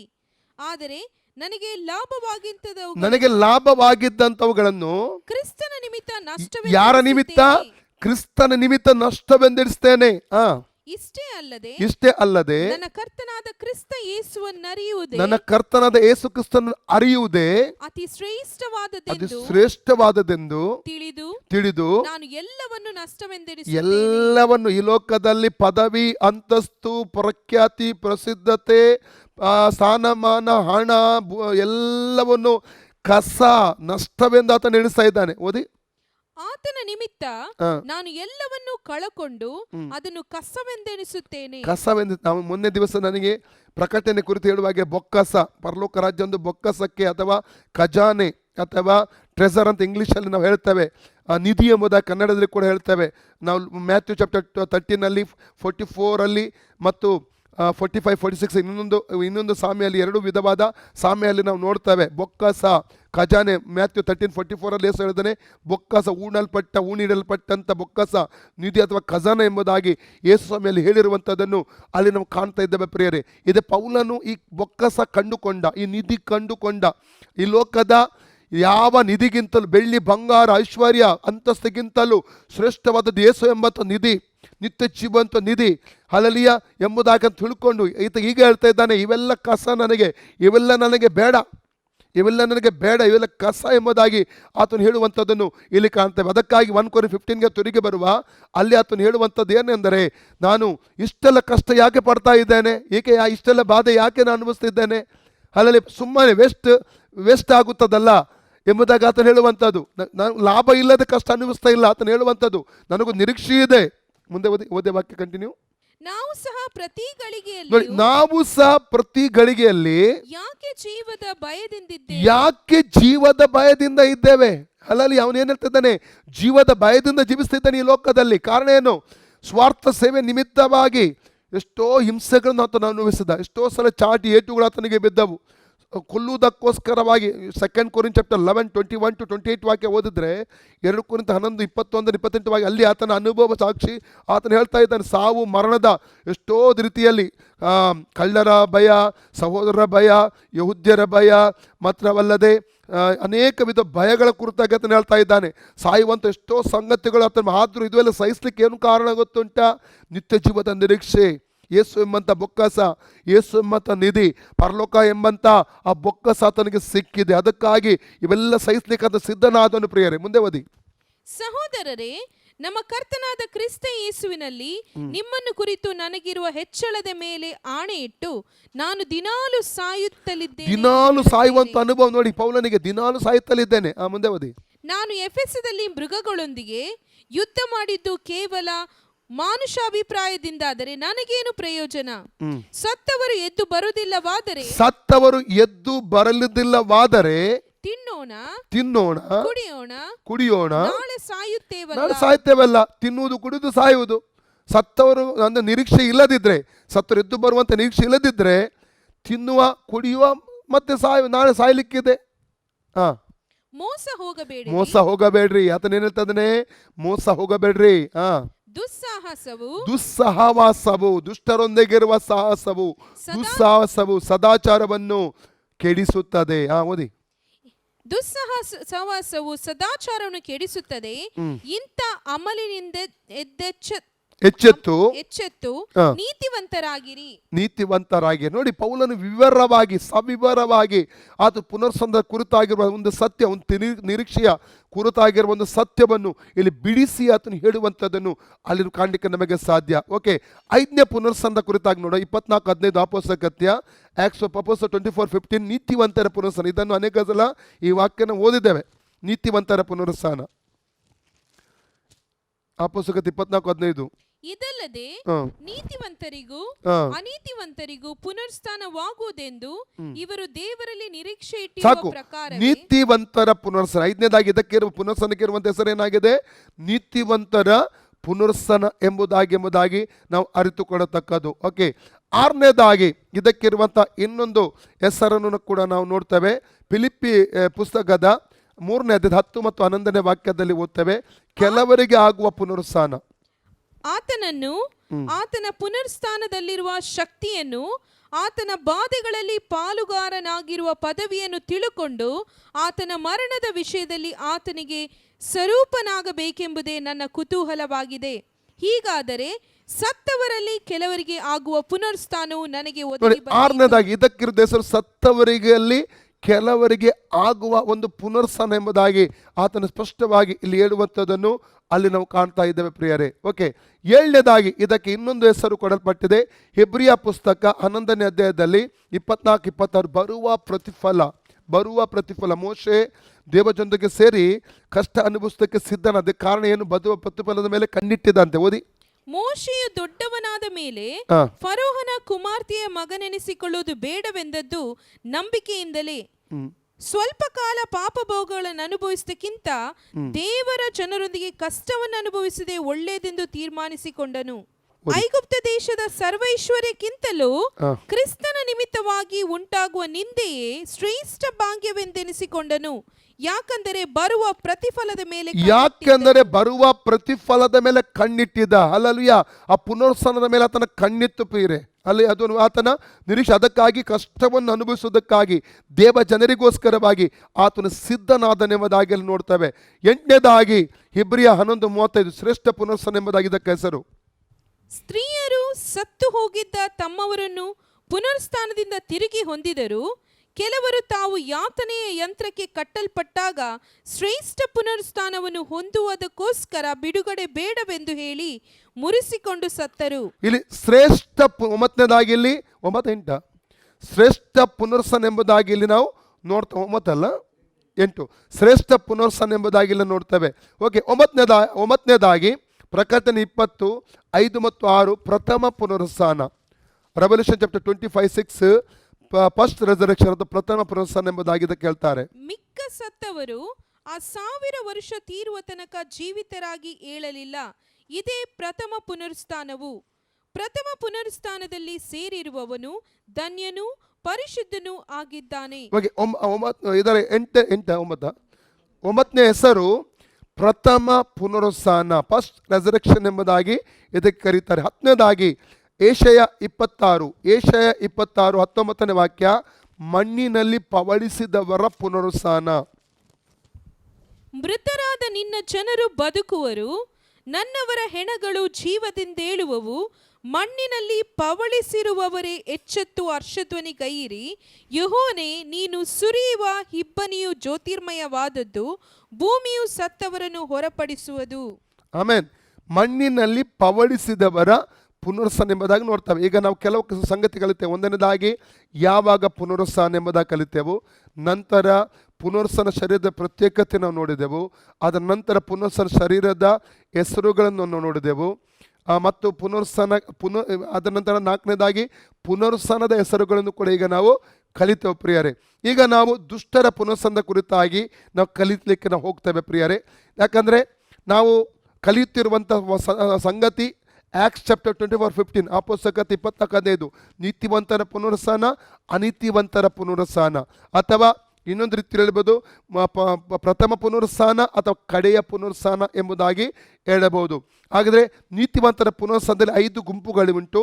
ಕರ್ತನಾದ ಯೇಸು ಕ್ರಿಸ್ತನು, ಅದರ ನಂತರ ಸಭೆಯಾದ ಕ್ರಿಸ್ತ ಹೊಸ ಒಡಂಬಡಿಕೆ ಸಭೆಯಾದಂಥ ನಾವುಗಳು ಆತನ ಎತ್ತಲ್ಪಡಿಕೆ ಸಮಯದಲ್ಲಿ, ನಂತರ ಪ್ರಕಟಣೆ 11 2 ಸಾಕ್ಷಿಗಳು, ನಂತರ ಇದು ಕ್ರಿಸ್ತವದೇ ಆಳ್ವಿಕೆಯ ಸಮಯದಲ್ಲಿ ಉಪದ್ರವಕ್ಕೆ ಒಳಪಟ್ಟು ಹಿಂಸೆಗೆ ಒಳಗಾಗಿ ಸತ್ತು ಹೋದ ನೀತಿವಂತರ ಆತ್ಮಗಳು ಅದೇ ಸಮಯದಲ್ಲಿ ಅವರು ಹೇಳುವಾಗ ಪ್ರಕಟಣೆ 24 6ನೇ ವಾಕ್ಯದಲ್ಲಿ ಅವರು ಎದ್ದು ಹೇಳುವಾಗ ಹಳೆಬಡಬಕ್ಕೆ ಭಕ್ತರು ಕೂಡ ಪುನಃಸ್ಥಾನ ಅಲ್ಲಿ ನಾವು ನೋಡ್ತೇವೆ. ಹೀಗೆ 5 ಗುಂಪುಗಳು. ಅದು ಆದರೂ ನಾವು 1 ಕೊರಿಂಥ 15 20-23ನೇ ವಾಕ್ಯದ ಹೇಳಿದ 23ನೇ ವಾಕ್ಯದಲ್ಲಿ ಹೇಳ್ತೇವೆ ಅದನ್ನು ತರಗತಿಗಳು. 1 ಕೊರಿಂಥ 15:23 ತರಗತಿಗಳು ಅಂದರೆ ಒಂದರ ನಂತರ ಒಂದು ಆಗುವಂಥ ಪುನರುತ್ಥಾನಗಳು ಎಂಬುದಾಗಿ ಆಲ್ರೆಡಿ ಅದನ್ನು ಕಲಿತುಕೊಂಡಿದ್ದೇವೆ. ಈಗ ದುಷ್ಟರ ಪುನರುತ್ಥಾನ ಅಥವಾ ಇದು ಶಾಶ್ವತ ಪುನರುತ್ಥಾನದಲ್ಲಿದೆ. ಶಾಶ್ವತ ಪುನರುತ್ಥಾನದಲ್ಲಿ ನೀತಿವಂತರ ಪುನರುತ್ಥಾನ ಕೂಡ ಇದೆ ಮತ್ತು ಅನೀತಿವಂತರ ಪುನರುತ್ಥಾನ ಕೂಡ ಬರ್ತದೆ. ಆದರೆ ನೀತಿವಂತರ ಪುನರುತ್ಥಾನದಲ್ಲಿ ಒಂದು ಬೇರೆ, ದುಷ್ಟರ ಪುನರುತ್ಥಾನ ಅಥವಾ ಅನೀತಿವಂತರ ಪುನರುತ್ಥಾನವು ಅದು ಬೇರೆ ಆಗಿದೆ. ಈಗ ನಾವು ನೋಡುವಂಥದ್ದು ಕಡೆ ಪುನರುತ್ಥಾನ ಅಥವಾ ಅನೀತಿವಂತರ ಪುನರುತ್ಥಾನ ಕುರಿತಾಗಿ ನಾವು ನೋಡುವ. ಈಗ ಕ್ರಿಸ್ತನಲ್ಲಿ ಇಲ್ಲದೆ ಒಬ್ಬ ಸಾಯುವಂಥ ವ್ಯಕ್ತಿ ಅಥವಾ ರಕ್ಷಣೆ ಹೊಂದದೆ ಸಾಯುವಂಥ ಒಬ್ಬ ವ್ಯಕ್ತಿ ನೇರವಾಗಿ ಹೋಗುವಂಥದ್ದು ನರಕಕ್ಕೆ ಅಲ್ಲ, ಉಪದ್ರವ ಸ್ಥಳಕ್ಕೆ. ಅದನ್ನು ಇಂಗ್ಲೀಷಲ್ಲಿ ಅದನ್ನು ಟಾರ್ಮೆಂಟ್ ಪ್ಲೇಸ್ ಎಂಬುದಾಗಿ ಹೇಳ್ತಾರೆ. ಟಾರ್ಮೆಂಟ್ ಪ್ಲೇಸ್ ಅಥವಾ ಉಪದ್ರವ ಸ್ಥಳ ಎಂಬುದು ಉಪದ್ರವಿಸುವಂಥ ಒಂದು ಸ್ಥಳ ಅದು ಆಗಿದೆ ಎಂಬುದಾಗಿ ಅಲ್ಲಿ ನಾವು ಕಾಣಲಿಕ್ಕೆ ನಮಗೆ ಸಾಧ್ಯ. ಅದಕ್ಕೆ ಕೊಡಲ್ಪಟ್ಟದ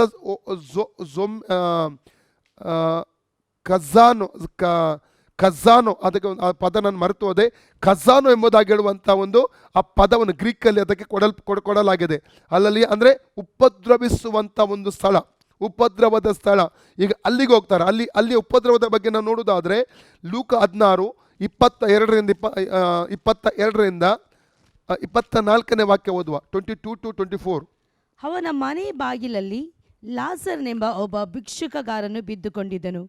ಇವನು ಮೈ ತುಂಬ ಉಣ್ಣೆ ಇದ್ದವನು. ಐಶ್ವರ್ಯವಂತನ ಮೇಜಿನಿಂದ ಬಿದ್ದ ಎಂಜಲನ್ನು ತಿಂದು ಹಸುವು ತೀರಿಸಿಕೊಳ್ಳಬೇಕೆಂದಿದ್ದನು. ಇಷ್ಟು ಮಾತ್ರವಲ್ಲದೆ ನಾಯಿಗಳು ಸಹ ಬಂದು ಅವನ ಹುಣ್ಣುಗಳನ್ನು ನೆಕ್ಕುವವು. ಹೀಗಿರುವಲ್ಲಿ ಸ್ವಲ್ಪ ಕಾಲದ ಮೇಲೆ ಆ ಭಿಕ್ಷುಕಗಾರನು ಸತ್ತನು. ದೇವದೂತನು ಅವನನ್ನು ತೆಗೆದುಕೊಂಡು ಹೋಗಿ ಅಬ್ರಹಾಮನ ಎದೆಗೆ ಒರಗಿಸಿದನು. ಆ ಐಶ್ವರ್ಯವಂತನು ಸಹ ಸತ್ತನು. ಅವನಿಗೆ ಉತ್ತರ ಕ್ರಿಯೆಯಾಯಿತು. ಅವನು ಪಾತಾಳದೊಳಗೆ ಯಾತನೆ ಪಡುತ್ತಾ ಇರುವಲ್ಲಿ ಪಾತಾಳದೊಳಗೆ ಯಾತನೆ ಪಡುತ್ತದೆ. ಪಾತಾಳದ ಒಳಗೆ ನಿನ್ನೆ ಆಲ್ರೆಡಿ ಹೇಳಿದ್ದೇನೆ. ಪಾತಾಳ ಎಂದರೆ ಅದಕ್ಕೆ ಹಿಬ್ರೂ ಪದ ಹೆಡಿಸ್ ಎಂಬುದಾಗಿ. ಅದನ್ನು ನಾವು ಡ್ಯೂಟರಮಿ 32:22 ಅಂದರೆ ಧರ್ಮೋಪದೇಶ ಕಾಂಡ 32:22ನೇ ವಾಕ್ಯವನ್ನು ಹೆಡಿಸ್ ಅಂತ ಹೇಳ್ತಾರೆ. ಅದು ಗ್ರೀಕ್ನಲ್ಲಿ ಹೊಸ ಒಡಂಬಡಿಕೆಯಲ್ಲಿ ಮ್ಯಾಥ್ಯೂ 11:23 ಅದಕ್ಕೆ ಕೊಡಲ್ಪಟ್ಟಂಥ ಪದ ಶಿಯೋಲ್ ಎಂಬುದಾಗಿ. ನಿನ್ನೆ ಆಲ್ರೆಡಿ ನಾನು ಇದನ್ನು ವಿವರವಾಗಿ ನಿಮಗೆ ಹೇಳಿದ್ದೇನೆ. ಭೂಮಿಯ ಕೆಳಗಿನ ಭಾಗಕ್ಕೆ ಪಾತಾಳ ಎಂಬುದಾಗಿ ಹೇಳ್ತಾರೆ. ಈ ಪಾತಾಳದ ಕೆಳಗೆ ಮೊದಲ ಸೆಲ್ಲಲ್ಲಿ ಇದ್ದದ್ದು ಅದು ಹಳೆ ಒಡಂಬಡಿಕೆ ಕ್ರಿಸ್ತನ ಬರಕ್ಕೆ ಮುಂಚೆ ಸತ್ತು ಹೋದ ನೀತಿವಂತ ಭಕ್ತರ ಒಂದು ಆತ್ಮಗಳ ವಿಶ್ರಾಂತಿ ಸ್ಥಳವಾಗಿತ್ತು. ಅದರ ನಂತರ ಬರುವಂಥದ್ದು ಕಂದಕ ಎಂಬುದಾಗಿ ಹೇಳ್ತಾರೆ. ಕಂದಕ ನಾವು 26-27 ವಾಕ್ಯ ಓದಿ. ಇದು ಮಾತ್ರವಲ್ಲದೆ ನಮಗೂ ನಿಮಗೂ ನಡುವೆ ದೊಡ್ಡದೊಂದು ಡೊಂಗರ ನಮಗೂ ನಿಮಗೂ ನಡುವೆ ಒಂದು ದೊಡ್ಡ ಡೊಂಗರ ಅಥವಾ ಕಂದಕ ಇದೆ. ಅದಕ್ಕೆ ಹೇಳ್ತಾರೆ ಡಾರ್ಕ್ನೆಸ್ ಪಿಟ್. ಇಂಗ್ಲಿಷಲ್ಲಿ ಡಾರ್ಕ್ನೆಸ್ ಪಿಟ್, ಗ್ರೀಕಲ್ಲಿ ಟರ್ಟಾರು ಅಂತ ಹೇಳ್ತಾರೆ. 2 Peter 2:4 ಅದು ಕೂಡ ಒಂದು ಸೆರೆಯಾಗಿದೆ, ಸೆರೆಮನೆ ಆಗಿದೆ. ಅದೊಂದು ಕೂಡ ಒಂದು ಉಪದ್ರವ ಸ್ಥಳವಾಗಿದೆ. ಆ ಸೆರೆಯಲ್ಲಿ ಯಾರನ್ನು ಇಟ್ಟಿದ್ದಾರೆ ಅಂದರೆ ಬಿದ್ದು ಹೋದ ದೇವದೂತರನ್ನು ಅಲ್ಲಿ ಇಡಲಾಗಿದೆ. ನೋಡಿ, ಹೀಗೆ ಭೂಮಿಯ ಕೆಳಗೆ, ಇದು ಭೂಮಿಯ ಕೆಳಗಿನ ಭಾಗ. ಇಲ್ಲಿ 4ನೇ ಪರದೇಶ ಹಳೆ ಒಡಂಬಡಿಕೆಯ ನೀತಿವಂತರ ಆತ್ಮಗಳಿತ್ತು. ಈಗ ಅದು ಖಾಲಿಯಾಗಿದೆ. ಯೇಸು ಸ್ವಾಮಿಯ ಪುನರುತ್ಥಾನ ಆಗಿದ ನಂತರ ಇಲ್ಲಿರುವ ಆತ್ಮಗಳನ್ನು ಹಿಡಿದು ಅದನ್ನು 3ನೇ ಆಕಾಶ ಕರ್ಕೊಂಡು ಅಲ್ಲಿ ಇದೀಗ 5ನೇ ಪರದೇಶ, ಅಲ್ಲಿದ್ದಾರೆ ಎಲ್ಲ ಆತ್ಮಗಳು. ಈಗ ಅದು ಖಾಲಿ ಇದೆ. ನಂತರ ಬರ್ತಾ ಡಾರ್ಕ್ನೆಸ್ ಬಿಟ್ಟು ಅದನ್ನು ಗ್ರೀಕಲ್ಲಿ ಟರ್ಟಾರು ಅಂತ ಹೇಳ್ತಾರೆ. 2 Peter 2:4 ಪ್ರಕಾರವಾಗಿ ಟರ್ಟಾರು ಕತ್ತಲೆಯ ಗುಂಡಿಗಳು ಎಂಬುದಾಗಿ ಅದಕ್ಕೆ ಹೇಳ್ತಾರೆ. ಅದು ಡೊಂಗರ್ ಎಂಬುದಾಗಿ ಅಬ್ರಾಮ್ ಅದಕ್ಕೆ ಕರೆದನು. ಅದರ ನಂತರ ನಾವು ನೋಡೋದಾದರೆ ಕೆಳಗಡೆ ಭಾಗದಲ್ಲಿ ಅಲ್ಲಿ ಇದ್ದದ್ದು ಉಪದ್ರವ ಸ್ಥಳ. ಅಲ್ಲಿಂದ ಉಪದ್ರವ ಸ್ಥಳದಿಂದ ಆತನು ಪರದೇಶವನ್ನು ನೋಡಬಹುದಿತ್ತು. ಹಾಗೆ 4ನೇ ಪರದೇಶವನ್ನು ನೋಡಬಹುದಿತ್ತು ಮತ್ತು ಸಂಭಾಷಣೆ ಮಾಡುವುದಕ್ಕೆ ಸಾಧ್ಯತೆಗಳಿತ್ತು. ಅಲ್ಲಲ್ಲಿ ಒಬ್ಬರಿಗೊಬ್ಬರ ಸ್ವರ ಅಲ್ಲಿ ಕೇಳುವುದಕ್ಕೆ ಸಾಧ್ಯತೆಗಳಿತ್ತು. ಅದಕ್ಕಾಗಿ ಅಲ್ಲಿಂದ ಆತನು ಬೊಬ್ಬೆ ಹೊಡೆದ ಆ ಸ್ಥಳದಲ್ಲಿ. ಎಂಬುದಾಗಿ ನಾವು ತಿಳಿದುಕೊಡತಕ್ಕದ್ದು. Okay, continue. ಅಲ್ಲಿ ಏನಿದೆ, ಯಾವ ರೀತಿಯ ಉಪದ್ರವ ನೋಡುವ. 22 ಇಂದ ಓದಿ. ಹೀಗಿರುವಲ್ಲಿ ಸ್ವಲ್ಪ ಕಾಲದ ಮೇಲೆ ಆ ಭಿಕ್ಷಗಾರನು ಸತ್ತನು. ದೇವದೂತರು ಅವನನ್ನು ತೆಗೆದುಕೊಂಡು ಹೋಗಿ ಅಬ್ರಾಮನ ಎದೆಗೆ ಒರಗಿಸಿದರು. ಆ ಐಶ್ವರ್ಯವಂತನು ಸಹ ಸತ್ತನು. ಅವನಿಗೆ ಉತ್ತರ ಕ್ರಿಯೆಗಳು ಆದವು. ಅವನು ಪಾತಾಳದೊಳಗೆ ಯಾತನೆ ಪಡುತ್ತಾ ಆತನು ಪಾತಾಳದೊಳಗೆ ಯಾತನೆ ಪಡ್ತಾ ಇದ್ದ. ನೋಡಿ, 3 ವಿಧವಾದ ಶಿಕ್ಷೆ ಅಲ್ಲಿ ಉಂಟು. ಯಾತನೆ, ಎರಡನೇದಾಗಿ ಅಲ್ಲಿ ನಾವು ನೋಡ್ತೇವೆ ಬಾಯಾರಿಕೆ ಇದೆ, ಮೂರನೇದಾಗಿ ಅಲ್ಲಿ ಪೀಡನೆ ಇದೆ. ಮುಂದೆ ಓದಿ. ಕಣ್ಣೆತ್ತಿ ದೂರದಿಂದ ಸಂಕಟ ಇದೆ ಅಲ್ಲಿ. ಓಕೆ, ಮುಂದೆ ಓದಿ. ಕಣ್ಣೆತ್ತಿ ದೂರದಿಂದ ಅಬ್ರಾಮನನ್ನು ಇವನ ಎದೆಗೆ ಒರಗಿಕೊಂಡಿದ್ದ ಲಾಚರನನ್ನು ನೋಡಿ, ತಂದೆಯೇ ಅಬ್ರಾಮನೇ, ನನ್ನ ಮೇಲೆ ದಯವಿಟ್ಟು ಲಾಚರನನ್ನು ಕಳುಹಿಸು. ಅವನನ್ನ ತನ್ನ ತುದಿ ಬೆರಳನ್ನು ನೀರಿನಲ್ಲಿ ಅದ್ದಿ ನನ್ನ ನಾಲಿಗೆಯನ್ನು ತಣ್ಣಗೆ ಮಾಡಲಿ. ಈ ಉರಿಯಲ್ಲಿ ಸಂಕಟ ಪಡ್ತಾ ಇದ್ದಾನೆ. ಉರಿಯುವ ಬೆಂಕಿ ಉರಿತಾ ಇರ್ತದೆ ಅಲ್ಲಿ. ಉರಿಯುವ ಬೆಂಕಿ ಆರುವುದಿಲ್ಲ, ಕಡಿಯುವಳ ಸಾಯುವುದಿಲ್ಲ. ಅಲ್ಲಿ ಯಾತನೆ ಇದೆ, ಬಾಯಾರಿಕೆ ಇದೆ, ಸಂಕಟ ಇದೆ ಪ್ರಿಯರೇ, ಭಯಂಕರ ಸಂಕಟ. ಅದರ ಅರ್ಥ ಅದೇ ನರಕ ಅಲ್ಲ. ಈ ರೀತಿಯ ಸಂಕಟ ಅಲ್ಲಿ ಇರುವುದಾಗಿದೆ. ಬಾಯಾರಿಕೆ ಆಗ್ತಾ ಇರ್ತದೆ, ಬಾಯಾರಿಕೆ ತೀರಿಸಲ್ಪಡುವುದಿಲ್ಲ. ಬಾಯಿರುವಂಥ ಅನುಭವ, ಮತ್ತು ಬೆಂಕಿಯಲ್ಲಿ ಉರಿಯಲ್ಪಡುವಂಥ ಒಂದು ಅನುಭವ.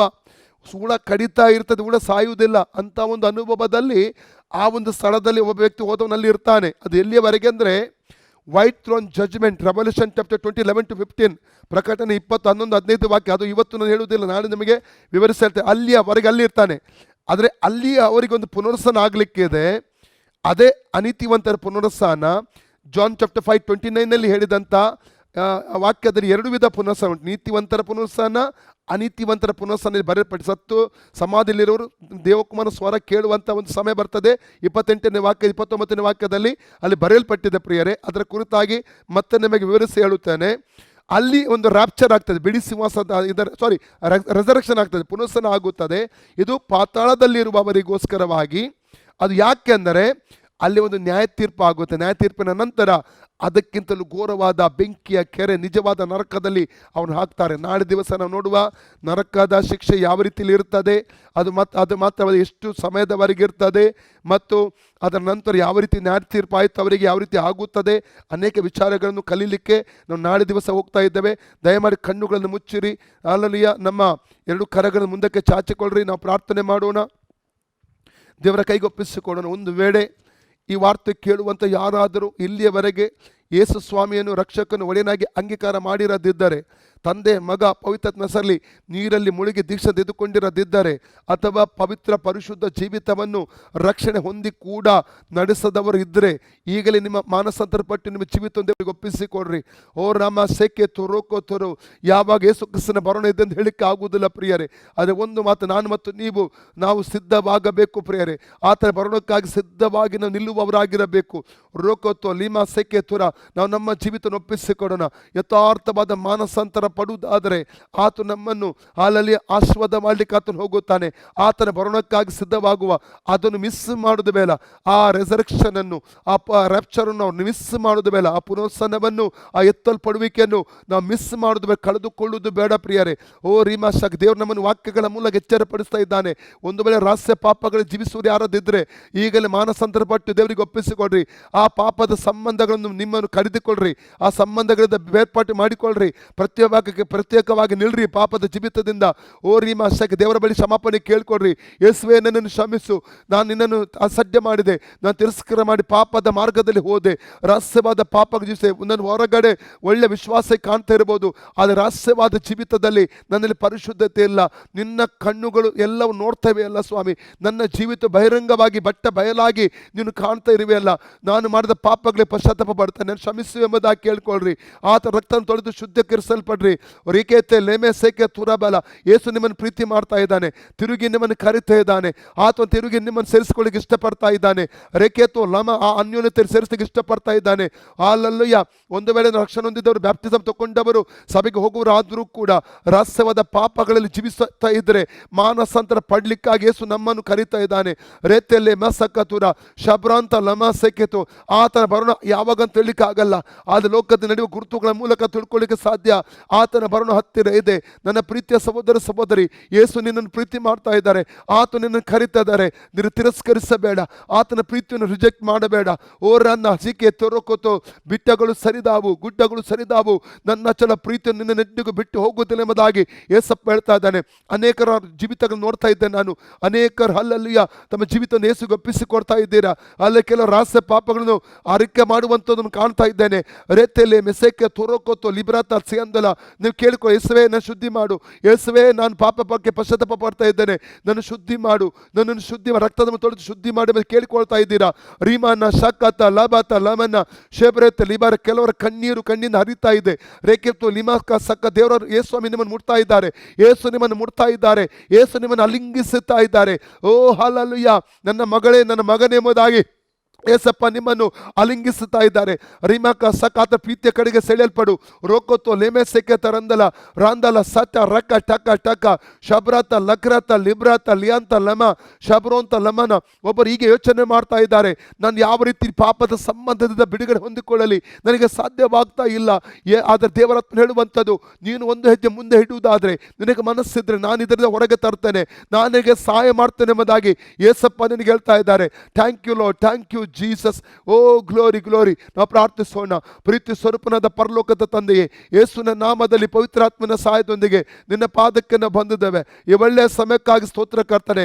ವಿಶೇಷವಾಗಿ ಇವತ್ತಿನ ಕರ್ತನೆ ಪ್ರಕಟಣೆ ಪುಸ್ತಕದ ಸತ್ಯವಾದ ಅಧ್ಯಯನಕ್ಕಾಗಿ ಸ್ತೋತ್ರ. ಅನೇಕನ ಆಶೀರ್ವಾದ ಮಾಡೋದಕ್ಕಾಗಿ ಸ್ತೋತ್ರ.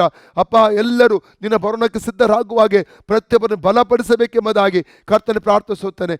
ಎಲ್ಲ ಮಾನ ಮಹಿಮೆ ನಿನಗೆ ಮಾತ್ರ ಸಲ್ಲಿಸ್ತೇವೆ ರಾಜ್ಯ. ಯೇಸುವಿನ ಹೆಸರಿನಲ್ಲಿ ನಾವು ಬೇಡಿ ಹೊಂದಿದ್ದೇವೆ ನಮ್ಮ ತಂದೆ ಆದ ದೇವರೇ, ಆಮೆನ್. Price the lord.